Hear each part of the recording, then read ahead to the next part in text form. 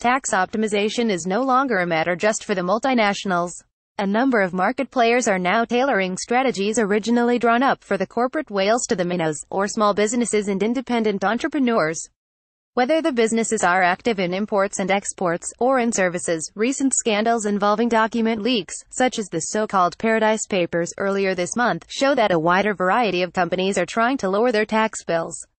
When people talk about tax evasion, they think about multinationals. But the problem affects smaller companies, too, said Oxfam France spokeswoman Manon Aubry, noting that owners of several small and medium-sized firms have also been caught up in scandals recently. While tax evasion is illegal, there are a number of strategies that experts have devised for firms to structure their business operations to avoid tax. Called tax planning, tax avoidance, or tax optimization, these strategies stay within the letter of the law, if not the spirit. Nevertheless, they are spreading. These are practices that are going main, said Christian Chavagneux, an editorialist at the French magazine, Economic Alternatives, who has written a book on tax havens.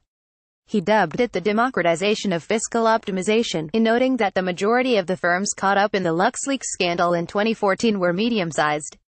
Nevertheless, given the opacity of the practice, it can be difficult to measure exactly how widespread it has become. Jeanne Dumesnil-Dubuisson, head of the French Confederation of Small and Medium-Sized Businesses, CPME, said there was no doubt some small and medium-sized businesses involved, but it is far from being a common practice. By contrast, Paul Deveau, a Paris-based tax lawyer, said he has seen frequent use of these tax schemes by owners of small businesses. Multinationals don't have anything on small businesses, he said. These are legal practices. They only have to use the tools available to them. Manon Aubry of Oxfam France said that, in reality, the use of such schemes was somewhere between commonplace and niche. For multinationals, what is at stake financially is much greater. But the cost of access to these schemes is sufficiently low to make them interesting to small and medium-sized businesses, as well, she said.